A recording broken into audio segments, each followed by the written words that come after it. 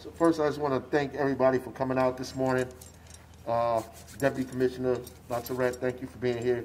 DEP, Kareem Dean, obviously our Director of Water and Sewer, County Executive Joe DiVincenzo has been a partner of ours in this from the very beginning. I want to thank you guys for coming out this morning, and the press for thinking it not robbery to be here as well. So we're here to say that the Newark lead service line replacement is in its final stages. And it's important for us to say that just 1 year after the $120 million bond from Essex County helped to expedite that work. Prior to the bond, we may have done anywhere between 600 to 700 lines. That's it.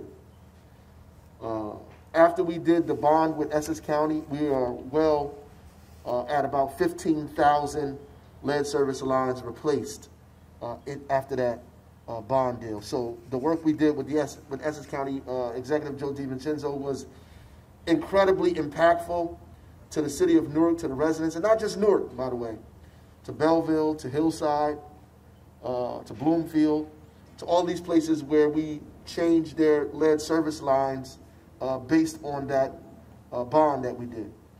And because Newark has sound finances, we were able to do that. And, you know, recently we just did a $100 million general obligation refunding bond, which generated another $15 million in savings. And if we go back, the actual bond deal that we did with the county actually saved the city $9.6 million as well, instead of doing it the other way we were going to do it in the first place. And in spite of all of the challenges that we're facing economically, COVID-19, everything that's going on, we're still almost complete this lead service line replacement program. So I just want to thank Kareem Dean, the entire team at the Water and Sewer, CDM Smith, for being a partner of ours all the way through this at the very beginning, to all of the contractors out there, Roman, Montana, all of the minority contractors, the subcontractors that helped us from the city of Newark and from around, that really, really dug in and got this done. In the middle of COVID-19, they could have backed away. They could have said we're all sick. They could have went home, but they stayed at it. They worked through it, and we're at 15,000. And even if we didn't have COVID-19, I might be up here saying we were finished. But these guys did incredible, incredible work, and I just want to take this opportunity to thank them for where we are now, and give my thanks and indebtedness to County Executive Joe DiVincenzo, to all of the work that they're doing at the county, because listen, if we didn't do that $120 million bond deal, we would be still working through this, and it'd be about 5, 6, 7 years out before this was even complete.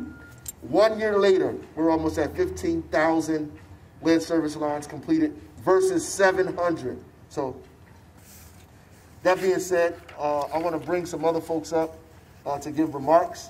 I want to first bring up the Deputy Commissioner, Sean LaTourette, from the DEP, to come give us some remarks today. Thank you.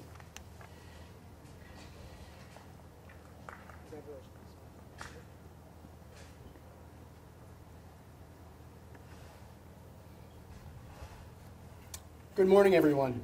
I hope you don't mind if I use my phone for my remarks. I went to print them out this morning, and because my kids, like so many, are doing their remote schooling, I was out of ink. But better they have it for their math, science, and English classes, right? So thank you, Mr. Mayor, for your empowering words, for having me here today as a representative of the Murphy administration, but more than anything else, for your incredible leadership on this issue and so many others. I've had the pleasure of working with a number of the people standing here today, but for those who I don't know or who I'm just getting to know, my name is Sean LaTourette. I'm the Deputy Commissioner of our Department of Environmental Protection, and alongside DEP Commissioner Catherine McCabe, I've overseen the 3,000 plus environmental professionals who care for our water, our land, and our air across this great state. One of the things I wanted to share this morning relative to the great progress that Newark has made in reducing lead exposure in this city is to just come back and remember the issue that we are dealing with is not a Newark problem. It is not a New Jersey problem. It's a national problem. It is about the age of America's bones. And in some instances, they're failing. So what are we going to do about that? Well, we're going to follow Newark's lead. We're going to go above and beyond what is technically required by any particular rule. You know, I could stand here before you this morning as an environmental lawyer and a regulator of a state agency, and I could talk to you about what counts as a technical violation of the rules and what doesn't. We could talk about the federal lead and copper rule that's been in place since 1991, but we know has not done a good enough job at protecting us. So under the Murphy administration, we're working to revamp that rule and make a New Jersey-specific lead and copper rule. We could talk about how we know lead is not safe at any level. We could talk about how complex water chemistry is. Nobody knows that more than Kareem Adeem and his team. But our lives are busy. No one knows that more than a Newarker. And at the end of the day, we want to know that the water that we receive at our taps, that we feed our children, is safe. Since 2018, I've had the pleasure of working with the mayor's team as they've worked dutifully to address the risk of lead in drinking water in this city. At DEP, it's our job to watch over a water system, to make sure that they're doing the hard work to keep people safe. And I joined the administration 2 years ago as Newark began in the thick of it. And so I've seen firsthand, right up close, the commitment, Mr. Mayor, that you and your team have shown. 2 years ago, when I came to DEP, Newark was already going above and beyond in responding to the lead risk by committing to an aggressive replacement schedule already and an increased public education campaign. Then Newark went even further in providing filters to its people, and then went even further than that with the help of Essex County Executive DiVincenzo to make a commitment to quickly replace all lead service lines in the city. I'm standing here today, I'm not aware of any city in the country that has done what Newark has. And so I stand here grateful, as someone whose job it is to protect public health, grateful for leaders like Mayor Baraka, leaders like the county executive, leaders like our governor and the commissioner of DEP, who place the public health above all else, because we know that we all do better when we make an investment like Newark has made in the safety of public health, in the safety of our communities, and in the safety of our kids. So thank you, Mr. Mayor. Thank you, County Exec. You've done a tremendous thing and should be incredibly proud of yourselves. Thank you.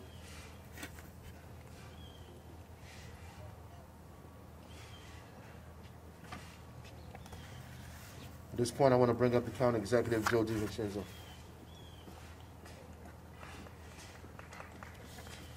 Thank you, Mayor. You know, to the Deputy Commissioner, just want you to say it's not happening anywhere throughout the country that you know about. Well, that's a fact. And that's something that we all could be very proud of. I know Mayor Ras Baraka and his entire team is very, very proud. This has been, you know, it's been a long process, but it's been a team effort between the city, the county, and the state coming together and working together as a team for the people of this great city, Newark, where I was born and raised in. We were able to do this, to loan the money, because we worked very hard on the county level for the last 18 years, going from junk bonds all to AAA.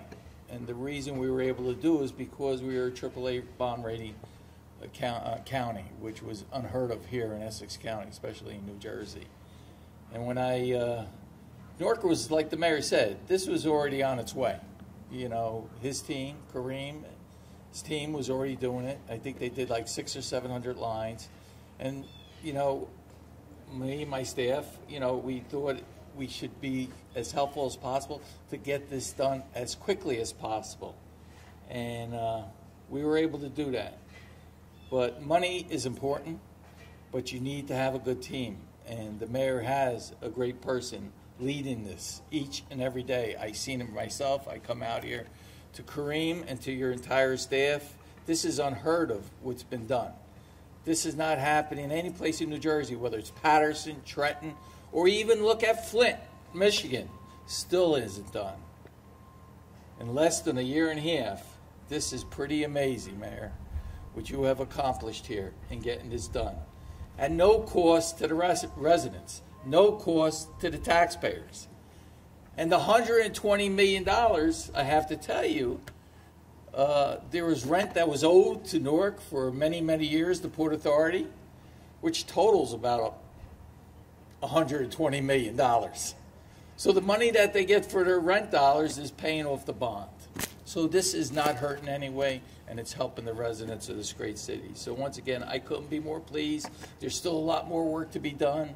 This is just not Newark. This is Belleville. This is Bloomfield. And this is Nutley. And we got to continue to work together. We already see the water level where it is at today. It's safe and clean, and we're going to continue that and make that happen. And we are just all one team, the city, the county, and the state. Thank you.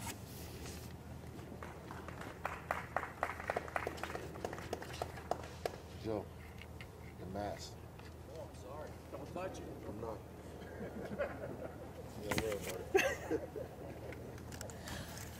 So I want to bring the quarterback up who helped lead this project throughout the city. He's done an awesome job, and you know, we want to bring him up to say a few words as well. Kareem Medine, Director of Water and Sewer.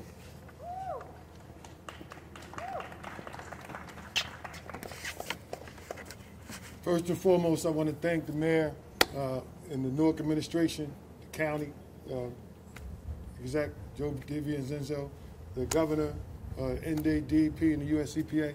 But most importantly, we want to thank the residents. The residents that's out here today that put up with the streets being blocked off, you know, us coming hand in hand, giving out the filters, you know, replacing your lead service line. You really can see the work that's going on. You actually see it, the crews that come out.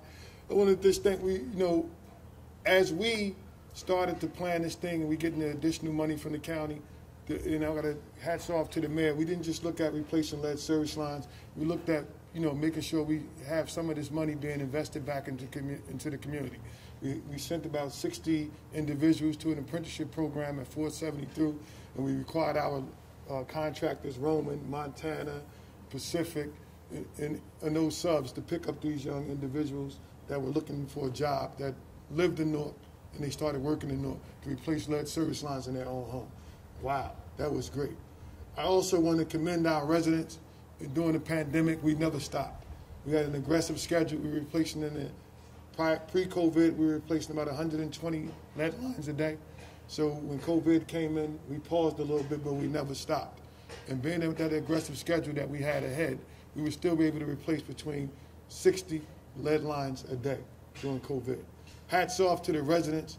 When we were running short on PPE, the residents started coming out in certain areas of the city and also gave the contractors masks, booties for their feet to come into their house. So all that shows that Newark is strong. Our residents believe in Newark. We can come together and we can continue to do things together, right? Never stopping during the pandemic, right?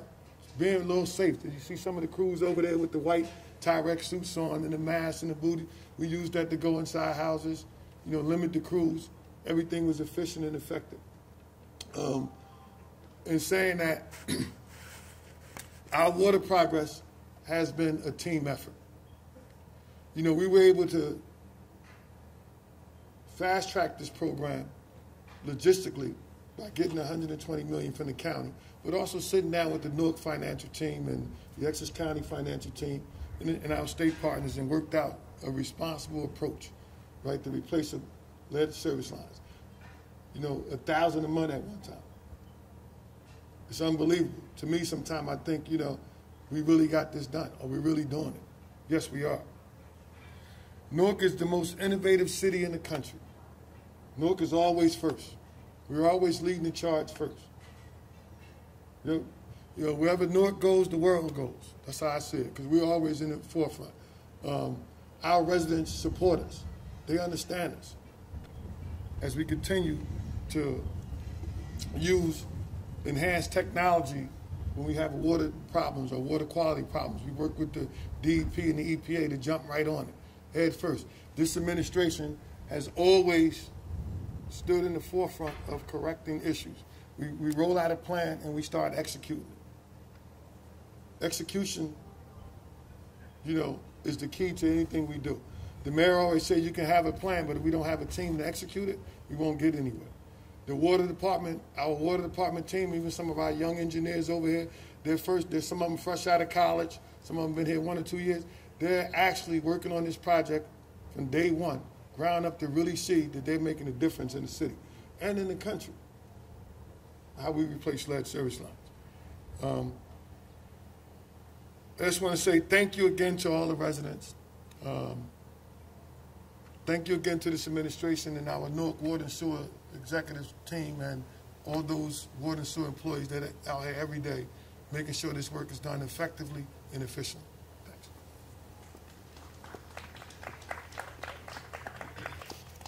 Take a couple of questions, right? Steve, a couple of questions from the press on topic, please. Yep. On a typical day, how many crews do you have out? And on a typical day, how many lines are you actually replacing? On a typical day, we probably have about five different contractors out, which crews can range from 4 to 10.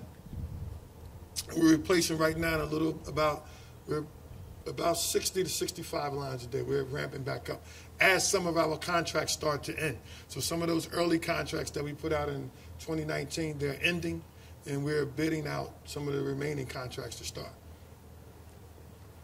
I have 2 questions. The first one is, how many lead service lines remain in Newark, and when do you estimate that the final phase will be completed? So logistically, our records indicated that we had 18,000 plus lead service lines. So with that, right now we're looking at maybe about 5,000 to 6,000 lines that's remaining in this city.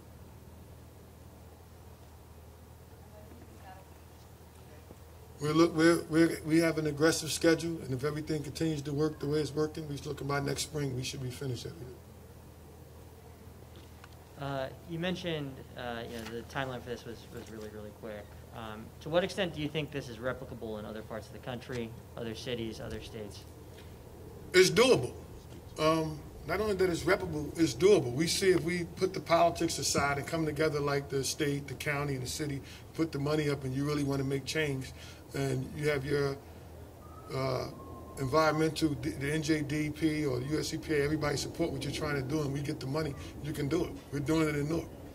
So it's a trade, So I think one of the key things he said that we need to make sure is money.